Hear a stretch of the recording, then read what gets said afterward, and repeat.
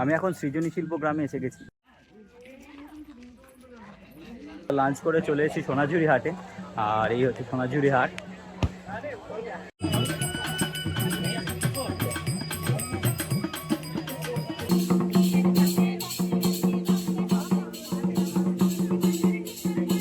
আমরা এখন আছি কঙ্কালীতলাতে। কঙ্কালীতলা হচ্ছে 51 ফিটের শেষ ফিট।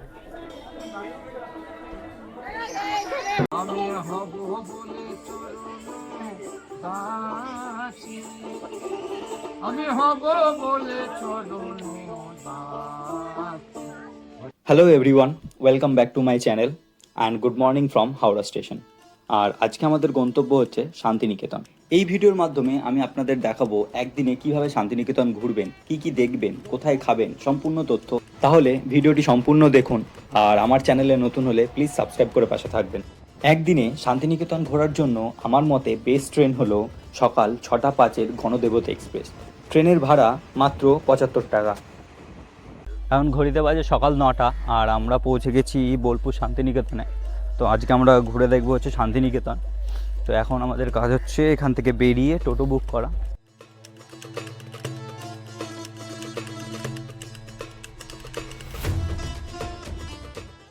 বোলপুর স্টেশনের বাইরে বেরিয়ে আমরা একটা টোটো নিয়ে নিয়েছি।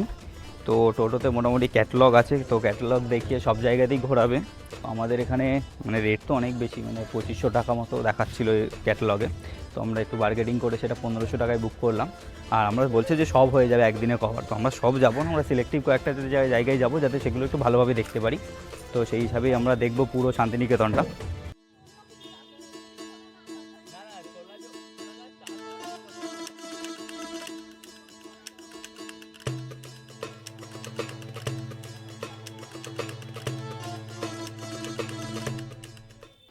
ব্রেকফাস্ট করেই আমরা এখন চলে এসেছি বিশ্বভারতী ক্যাম্পাসে, আর এই হলো বিশ্বভারতী ক্যাম্পাস। তো আমরা এখন ক্যাম্পাসটা ঘুরে দেখব। এটা হলো সেই 3 পাহাড়ি বট গাছ যেটা সহজপাঠের প্রচ্ছদে দেখা যায়। আর এটা হলো সেই তাল গাছ যেটা দেখে রবীন্দ্রনাথ ঠাকুর তাল গাছ এক পায়ে দাঁড়িয়ে এই কবিতাটি লিখেছিলেন। মানে এটা হচ্ছে শান্তিনিকেতন মাঠ, যেখানে প্রথমে পৌষ মেলা হতো, কিন্তু এখন পৌষ মেলা সামনের দিকে হয়, এখানে আর হয় না। এরপর আমরা একে একে রবীন্দ্রনাথ ঠাকুরের বাড়ি, ছাতিমতলা, কলাভবন এবং কলাভবনের বিভিন্ন স্কাল্পচার ঘুরে ঘুরে দেখি।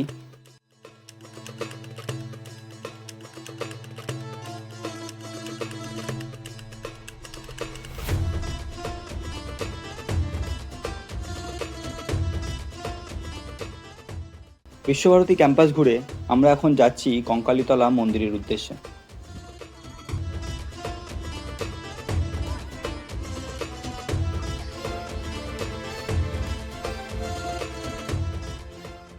আমরা কঙ্কালীতলা মন্দিরে চলে এসেছি। এই হচ্ছে কঙ্কালীতলা মন্দির।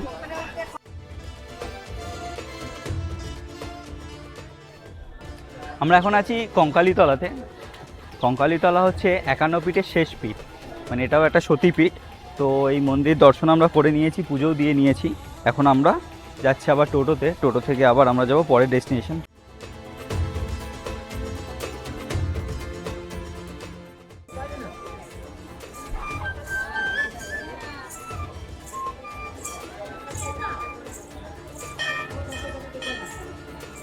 আমরা মন্দির দর্শন হয়ে গেছে আমাদের। তো মন্দির থেকে বেরিয়েই আমরা এখন যাচ্ছি হচ্ছে কোপাই নদী দেখতে। তো কোপাই নদীর এই সামনেই। তো আমরা এখন যাচ্ছি কোপাই নদীর দিকে।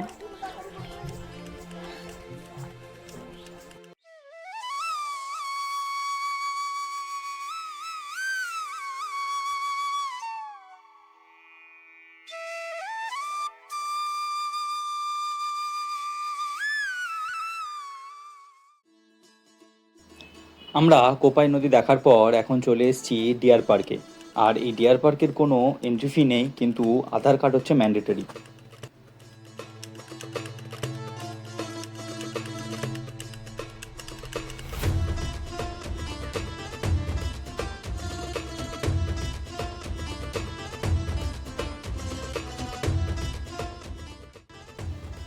আমরা এখন চলে এসেছি সৃজনী শিল্প গ্রামে। আর এই সৃজনী শিল্প গ্রামে টিকিট মূল্য হচ্ছে 30 টাকা করে। আমি এখন সৃজনী শিল্প গ্রামে এসে গেছি। আর এই সৃজনী শিল্প গ্রামের মধ্যে একটা বিশেষ আকর্ষণ হলো যে এই যদি পার্কটার ভেতরে ঢোকেন তো এই পার্কে হচ্ছে বাংলা, বিহার, আসাম, উড়িষ্যা এরকম মানে এই স্টেটগুলো সহ আর মানে টোটাল 9খানা স্টেটের কালচারকে মানে তুলে ধরেছে এরকম ঘরের মাধ্যমে। তো আমি সেটা এই ভিডিওর মাধ্যমে আপনাদেরকে দেখাবো। তো যদি বোলপুর শান্তিনিকেতন আসেন তাহলে এই পার্কটা অবশ্যই ভিজিট করবেন। মানে এখান থেকে আপনারা প্রায় 9খানা স্টেটের কালচারকে মানে মানে চাক্ষুষ দেখতে পারবেন কিরকম।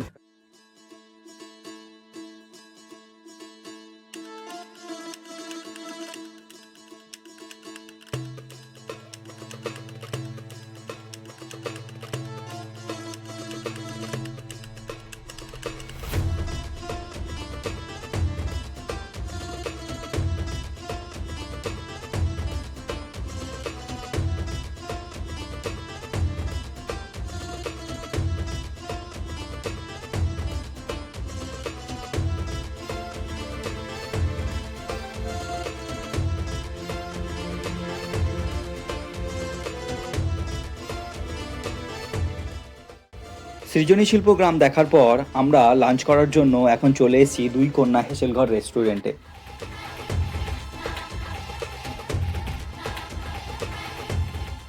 লাঞ্চ করে আমরা এখন চলে এসেছি সুরুল রাজবাড়িতে।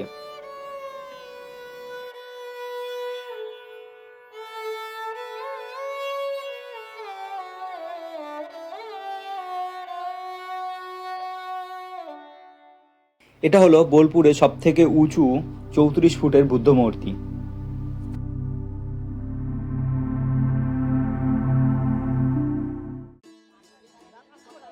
করে চলে এসেছি সোনাঝুরি হাটে, আর এই হচ্ছে সোনাঝুরি হাট। সোনাঝুরি হাট শুধুমাত্র কোনো জিনিসপত্রের হাট নয়, এটি একটি শিল্পের হাট, যেখানে রয়েছে বাউলদের গান, আদিবাসীদের নাচ ও বিভিন্ন হ্যান্ডিক্রাফটসের স্টল।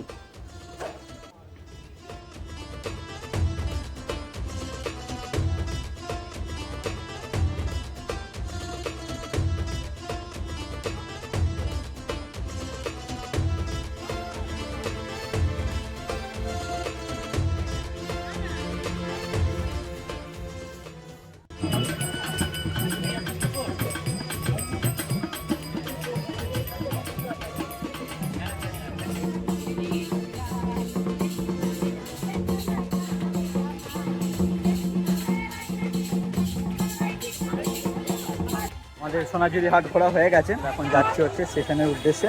কারণ টাইম প্রায় হয়ে গেছে, এখন বাজে 5টা 5, আমাদের 6টা 11তে ট্রেন আছে। এরপর সোনাঝুরি হাট দেখে আমরা রওনা দিই বোলপুর শান্তিনিকেতন স্টেশনের উদ্দেশ্যে। আর এই ট্রিপে আমাদের টোটাল খরচা হয়েছিল পার হেড 700 টাকা করে। আর এখানেই শেষ হলো শান্তিনিকেতন ভ্রমণের ভিডিও। খুব শীঘ্রই দেখা হচ্ছে আরও একটি নতুন ভিডিওতে। আর ভিডিওটি ভালো লাগলে please do like, comment and subscribe.